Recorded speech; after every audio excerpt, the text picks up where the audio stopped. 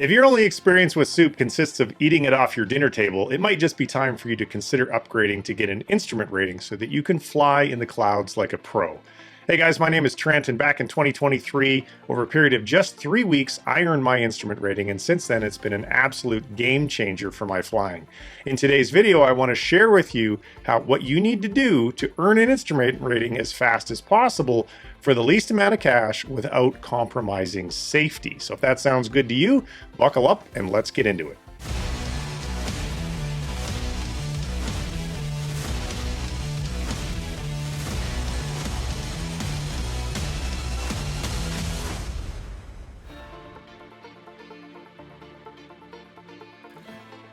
So why should you get your instrument rating? Well, if you're serious about becoming a better pilot and want to take your flying to the next level, an instrument rating is an absolute game changer. First of all, the instrument rating gives you the ability to fly in almost any weather conditions. So whether it's low visibility due to clouds or rain or fog, with an instrument rating, you're not going to be grounded just because the weather isn't absolutely perfect. It means you get to fly through those clouds, you get to handle the bad weather, and safely navigate using instrument flight rules in IFR conditions. And let's be honest, weather can be very unpredictable. Even if the forecast conditions look great, things can change pretty quickly. And the instrument rating gives you that peace of mind to handle almost anything that the weather throws at you, and that's going to make you a safer and more confident pilot. Another huge reason to get your instrument rating is the expanded flying opportunities. Having the flexibility to fly IFR means that you're not going to be limited to just VFR flights, which, as you know, can be pretty restrictive, especially if you are planning cross-country trips or you need to meet a deadline of some type. So this really opens up your options to fly longer distances in a much wider range of conditions. Think about it. No more canceling trips because the weather isn't cooperating. And if you're considering a career as a commercial pilot, the instrument rating is absolutely non-negotiable. It's a required step to becoming a professional pilot, and many employers won't even look at you without it. But the benefits don't stop there. Even if you don't plan to go pro, the instrument rating will make you a much more precise, disciplined, and safer pilot. You'll learn how to manage more complex systems, communicate better with air traffic control, and improve your overall situational awareness. You'll also sharpen your decision-making skills. Flying in IFR conditions requires you to think ahead and trust your instruments completely. Skills that make you a more competent pilot even when you're flying VFR. And let's not forget that cool factor. There is something pretty awesome about flying through the clouds, breaking through the weather, and coming into clear skies on the other side.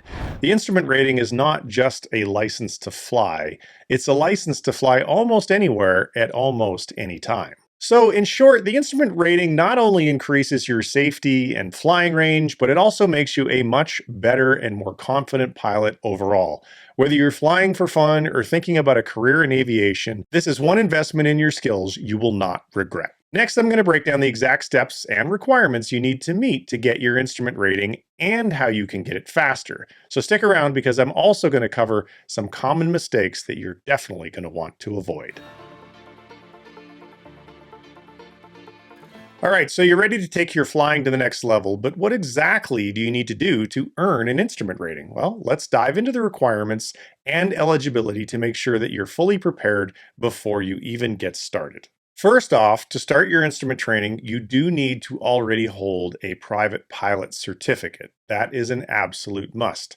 You can't jump straight into an instrument rating without having your private pilot's license first, so make sure that that is squared away. Now, what you can do, however, is while you're waiting for the check ride for your private pilot's license, if you're out doing solo cross-country flights, those solo cross-country flight hours will contribute towards some of the required flying for an instrument rating, and we'll speak to that a little bit more later in the video.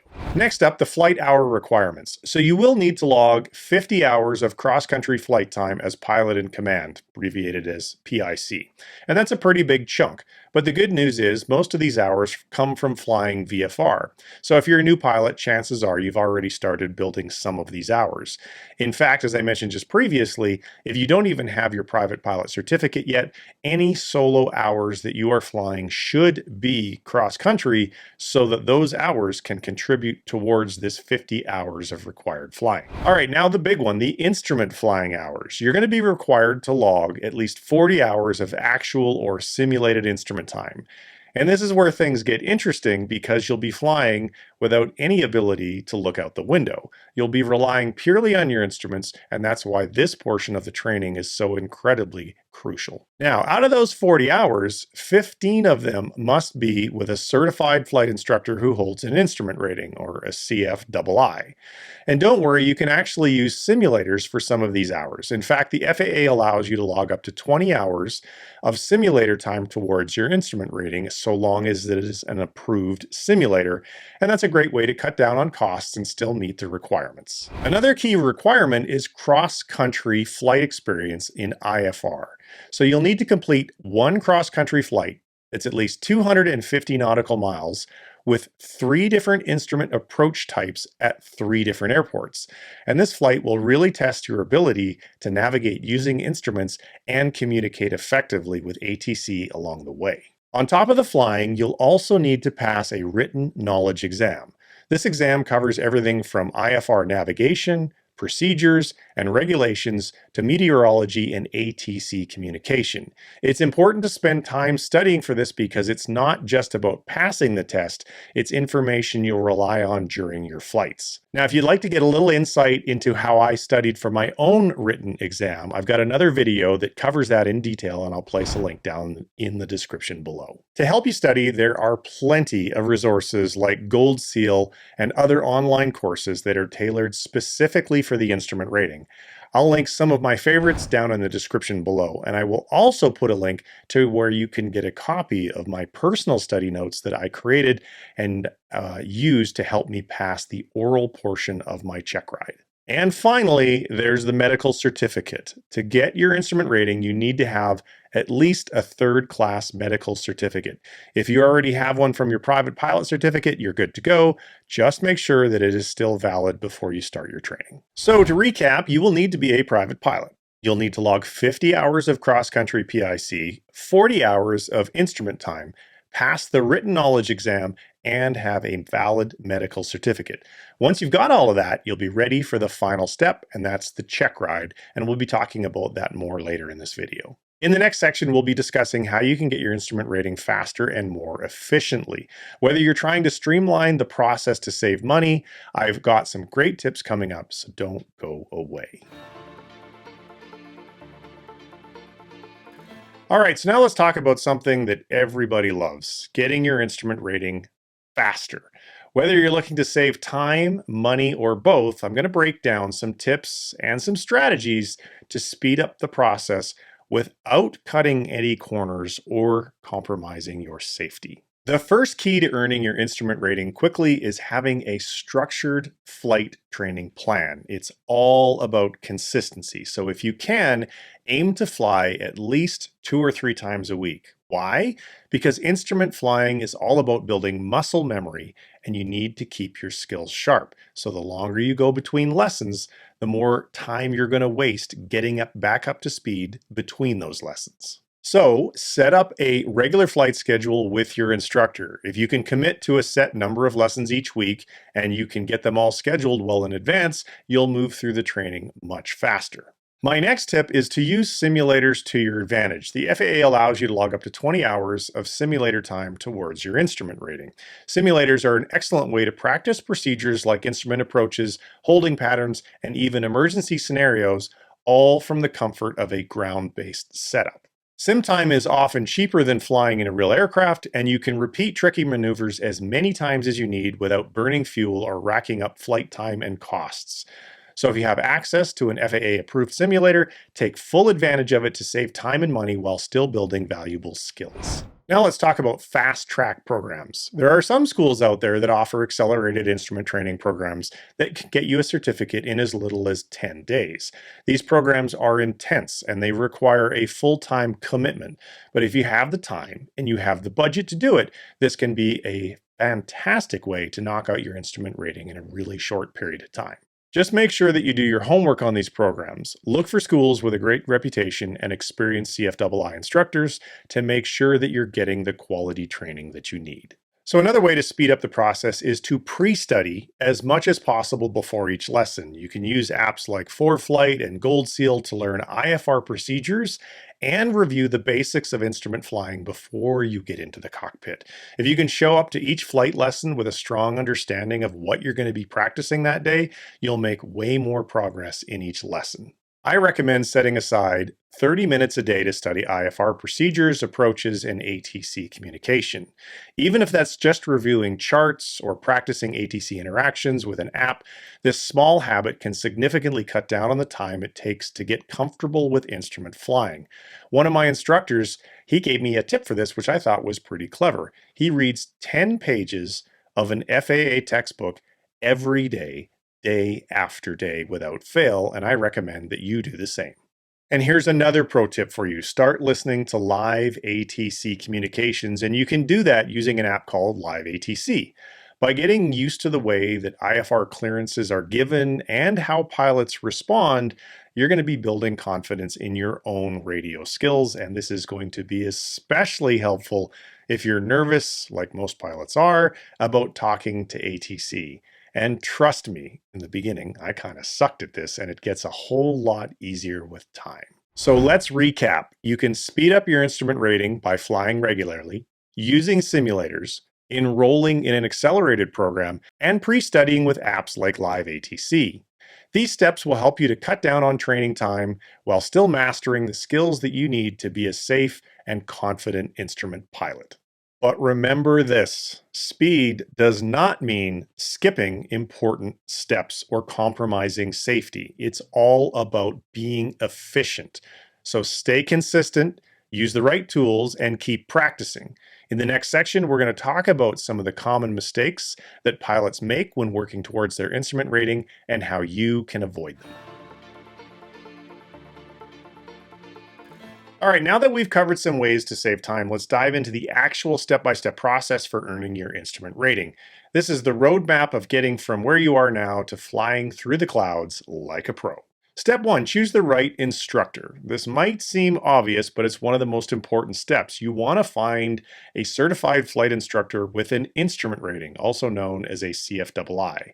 This instructor will guide you through the whole process. So pick someone who's experienced, patient, and ideally someone that you vibe with, because let's face it, you're going to be spending a lot of time together in the cockpit. So if you have a good rapport, that's going to make that time a lot more enjoyable.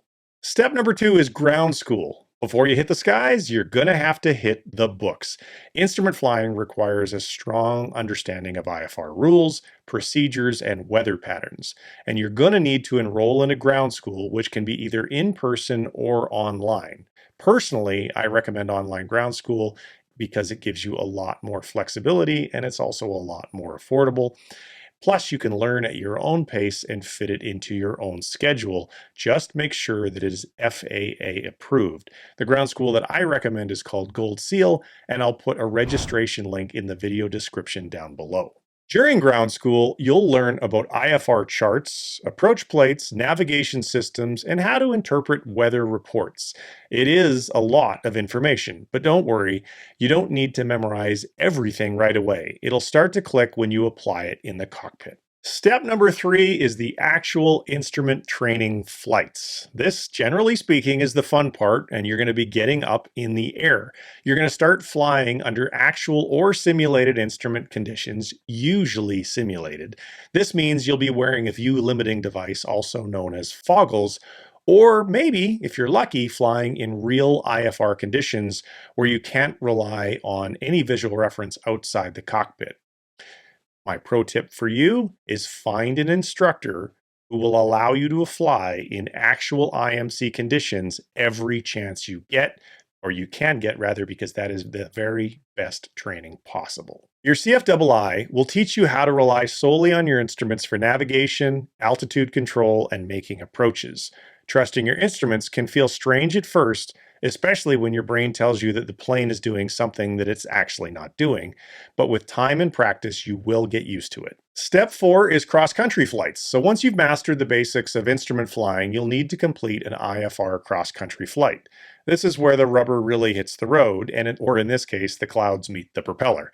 You need to plan and execute a flight of at least 250 nautical miles using IFR procedures to navigate to 3 different airports and 3 different types of approaches. This step is all about building confidence in the real world. You'll practice navigation in controlled airspace, communicate with ATC, and handle real IFR conditions. It's a really big milestone in your training, and by the end of it, you're going to feel a lot more comfortable with flying on instruments. Step number 5 is preparing for the check ride. So once you've completed your required flight hours and cross-country experience, it's time to start preparing for your check ride, which is essentially your final exam in the cockpit. This is where your CFII will run you through all of the maneuvers, procedures, and knowledge areas that will be tested. You'll practice holding patterns, instrument approaches, and missed approaches, basically everything that you've learned so far. And just like a driver's test, the check ride isn't just about knowing how to operate the plane, it's about showing that you can make sound decisions, communicate clearly with ATC, and keep everything under control, even if things get a little dicey. During your check ride, the examiner will be looking for 2 really important things. Number 1, are you safe? And number 2, do you actually know what the hell you're doing? If you've been consistent in your training and you followed your instructor's advice, you will be ready for this. So to recap, here's your step-by-step process for earning your instrument rating. Number 1, you need to choose the right instructor. Then you need to nail ground school. Build your skills during instrument training flights, complete your IFR cross-country, and finally ace your check ride. Easy, right? But seriously, follow these steps and stay focused, and you'll be flying IFR in no time. All right, so you're flying along and everything's going great, and then suddenly, bam, you hit a wall of mistakes. Don't worry, it happens to all of us, and today I'm going to help you to avoid the most common traps that pilots fall into when earning their instrument rating.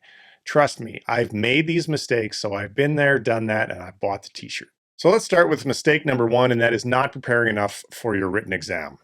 Look, I get it. We all think, well, I'll just kind of wing it. After all, we're pilots. We're super confident people. But here's the thing. You cannot wing IFR knowledge. You've got to know your stuff before stepping into that testing room. I cannot emphasize that enough. The instrument written exam covers things like IFR charts, procedures, weather, all the fun stuff. But here's the good news. It is totally manageable if you prepare. Use apps like Gold Seal for your study, or try one of those fancy flashcard apps. Remember, passing the written test isn't just about getting that sweet piece of paper. It's about not freezing up in the cockpit when ATC gives you a complicated clearance and you're wondering if they're speaking English or Martian. To help you with this, as I mentioned earlier in this video, I do have a much more detailed video on how I studied for my exam, and I'll put a link to that in the description. Plus, I'll also put a link to my IFR study notes that I created to help me pass my IFR check ride down in the description as well. So mistake number 2 is poor ATC communication skills. And boy, this is a classic, and this was one that I did a lot in the beginning. So you're flying along in your IFR lesson and everything seems like it's going really well. And then ATC comes on the radio and they sound like they're reading a super long grocery list at warp speed. Cleared direct via vector Alpha Bravo Charlie, descend 5,000, contact 119.7. When you hear that for the first time, your brain's probably going to go, what? As it did for me. Trust me when I tell you, this will get a lot easier over time, and it'll get to the point where it's almost no effort whatsoever. So if you're struggling with it now, don't let that worry you too terribly much. Mistake number 3 is rushing through your maneuvers. Now, I know we just talked about how to get your rating faster, but rushing through your maneuvers isn't what I'm talking about. I'm not talking about trying to do an approach at Mach 2 and thinking, hey, I got this, no problem. Like, don't be that guy. Flying IFR, it's about precision. Take your time with your approaches, your holding patterns, and your maneuvers. Remember, you're not trying to set a speed record here. You're building skills that will keep you safe when flying in the clouds for real. Slow and steady is what wins this race. Mistake number 4 is an inconsistent training schedule, and this one is huge. You fly one lesson, then you take a week off, and then 2 weeks, and the next thing you know, you're spending more time trying to remember what you've forgotten than actually learning anything new. I cannot stress this enough. You need to fly often as possible to minimize the gains in your, or rather to maximize the gains in your muscle memory, as well as to minimize how much you forget between flights. Stay consistent. If you're serious about getting your instrument rating, you need to fly at least a couple of times per week. Not only will this allow you to progress faster, but you're also going to retain more of what you learn, and your brain will thank you, and so will your CFI. They might even stop rolling their eyes every time you ask, "So what does that dial do again?" Mistake number 5 is over-reliance on automation. Now, I do love a good autopilot, and I used autopilot a lot during my training, and I allow my students to do the same, but only once they have demonstrated the ability to proficiently control the aircraft with reference solely to instruments without relying on an autopilot. So don't make autopilot your crutch, but do use it once you have mastered the skills to be proficient without it. So to recap, prepare for the written exam, practice ATC communications, take your time with your maneuvers, keep a consistent schedule, and don't rely too heavily on autopilot. If you can avoid these mistakes, you'll not only get your instrument rating faster, but you'll be able to do it without pulling your hair out in the process. All right, next up, we're going to go over the costs involved and how to save money on your training, because who doesn't like to save a couple of bucks while they're spending all that money in the sky, right? Stick around. I've got some great tips coming your way. All right, let's talk about something that is obviously on everyone's mind, and that is the money. How much does it really cost to get your instrument rating? And more importantly, how can you save a couple of bucks along the way? Don't worry, I've got you covered. So first, let's get to the bottom line. The cost of earning your instrument rating can vary depending upon where you train, how often you fly, and what type of aircraft that you use. On average, you're looking at somewhere between probably about $8,000 and $12,000. So it's not exactly cheap, but stick with me because I'm going to show you some ways to shave that down. Number 1, aircraft rental. This is going to be probably your biggest expense. For a Cessna 172, you're probably paying around $150 to $200 per hour. Number 2 is your flight instructor fees. Here you should expect to pay between $50 and $80 an hour for your CFII. Number 3 is simulators. If you're using an FAA approved simulator, it's usually cheaper at around $50 to $100 per hour.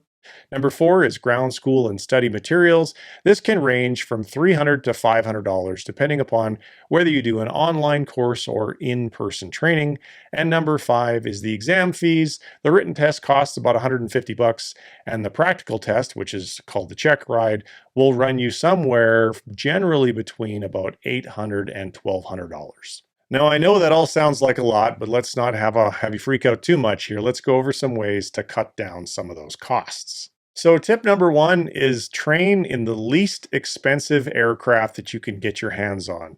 Yes, 172s are a very common trainer. However, the newer they are, the more expensive they are. So if you don't absolutely have to have a glass cockpit, you might be able to save a couple of bucks by training in an older plane that is only equipped with steam gauges.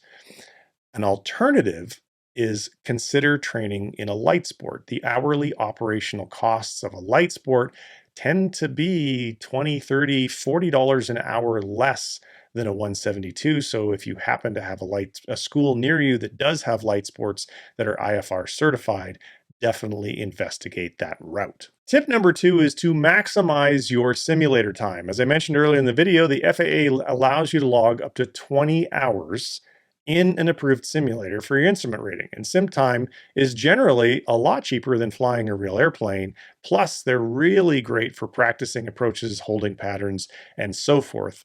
and you don't have to pay for gas. So if you have a simulator near you, make sure that you take full advantage of training in it. So speaking of simulators, I do want to give you one other tip that really worked well for me. So I've been talking in this video about the importance of using an FAA approved simulator. But what about Microsoft Flight Simulator?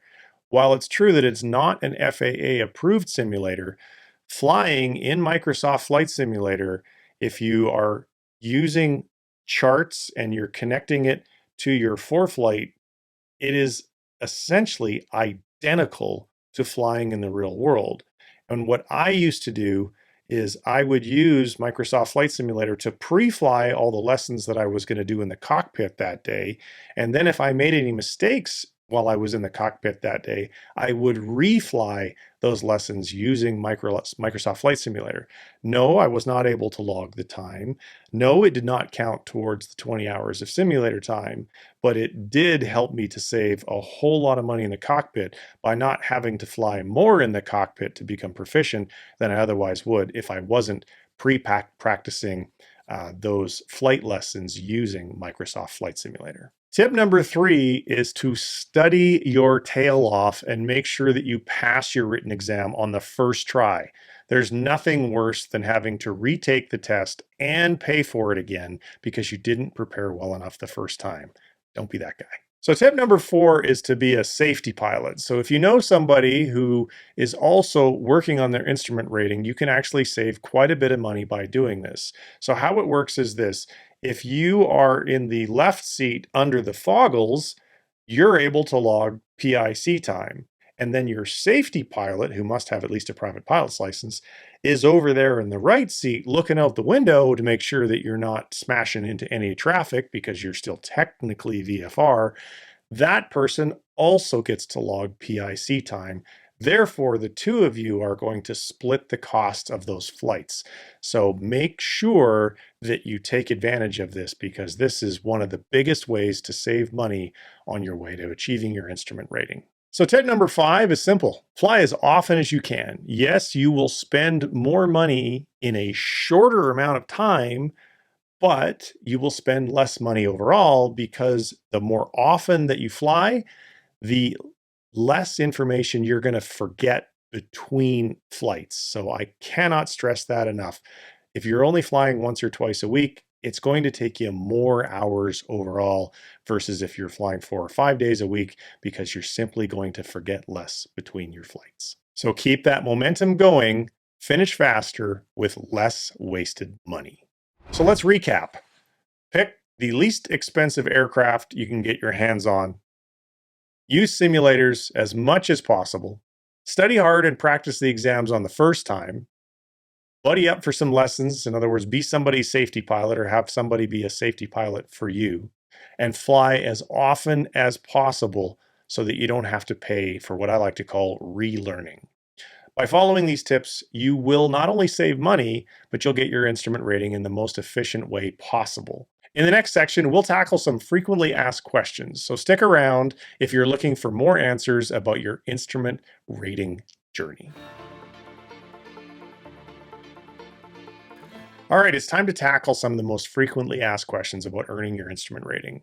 I know a lot of you are thinking, this all sounds great, but what about this and what about that and what about the other things? So let's dive into some of those right now. First up is the big one. How hard is the instrument rating? Well, I'm not going to sugarcoat it. It's definitely a challenge. You're learning to fly without looking outside the cockpit, relying on your instruments, and that can mess with your brain at first. But here's the good news. If you put in the time and stay consistent with your training, it's totally doable. You need to build that muscle memory, practice your procedures, and trust your instruments. Think of it like learning to drive a stick shift. It's tricky at first, but once you get the hang of it, you won't even think about it. So yeah, it's a step up from your private pilot training, but with the right mindset and regular practice, you can and will get there. And the sense of accomplishment after your first successful IFR flight, trust me, it's worth it. Next question. How does the instrument rating change the flying experience? Well, it's a pretty big game changer. Once you're instrument rated, you can fly in weather that would normally keep VFR pilots grounded, and it opens up so many possibilities. Whether it's flying on a cloudy day or navigating long cross-country flights, where you'll know you'll have some bad weather. You'll have the confidence to say, yeah, I can handle this because you have the skills to make it happen. One of my favorite parts is breaking out of the clouds into the sunshine at altitude. It's an incredible feeling knowing that you just flew through something that would have had you grounded without the instrument rating. Next question, how long does it take to earn the instrument rating? Well, that really depends on how often you fly. If you're able to train regularly, say a couple of times a week, you could be done in a few months. Or if you're flying less often, it might take 6 months to a year. But if you go through an accelerated program like I mentioned earlier, you could knock it out in as little as 10 days, but that's a full-time commitment. So it's hard to say exactly how long it's going to take you because it really depends upon how much flying that you're doing. So remember, it's not about just time in the cockpit. You've got ground school, the written exam, and practicing those procedures on your own as well. The more you invest up front, the smoother the process will be. All right, here's another one that I get asked a lot. What's the scariest part of training in the instrument rating? And I'd say for most people, it's flying into IMC, instrument meteorological conditions, for the first time. Imagine flying into a big cloud where you can't see a thing outside, and all you have to rely on is 100% on your instruments. Your instincts are going to mess with you, and you'll feel like the plane is doing something that it's not. But that's where your training kicks in. You've got to trust the instruments and override your gut. It's a weird feeling, but once you get used to it, it's actually kind of exciting. And don't worry, your CFII is there to make sure that you're safe the entire time that you're doing this. And the next question is, what's the best way to prepare for a check ride? This one's pretty important. The check ride is the final step, and it can definitely feel intimidating. My advice? Fly with different instructors if possible. Each CFII will focus on different aspects of your training, and getting feedback from multiple sources will help you to feel more confident and prepared. Also, study your IFR procedures and be sharp on ATC communications. That's where many people trip up during the check ride.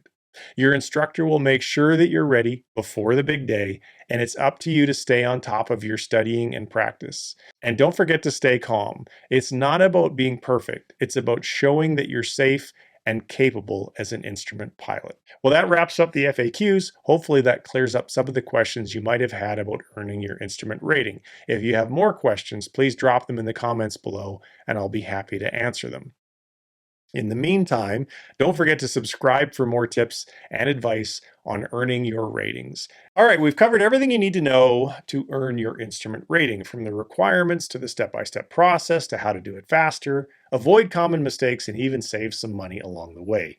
You've got the roadmap, and now it is time to put it into action. So let's do a quick recap. Number 1, know the requirements. Log those hours and make sure that you're ready for the written exam.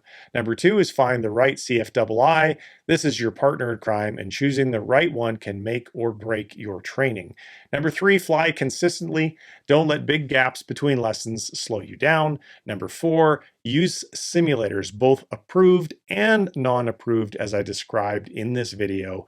And number 5, prepare for your check ride.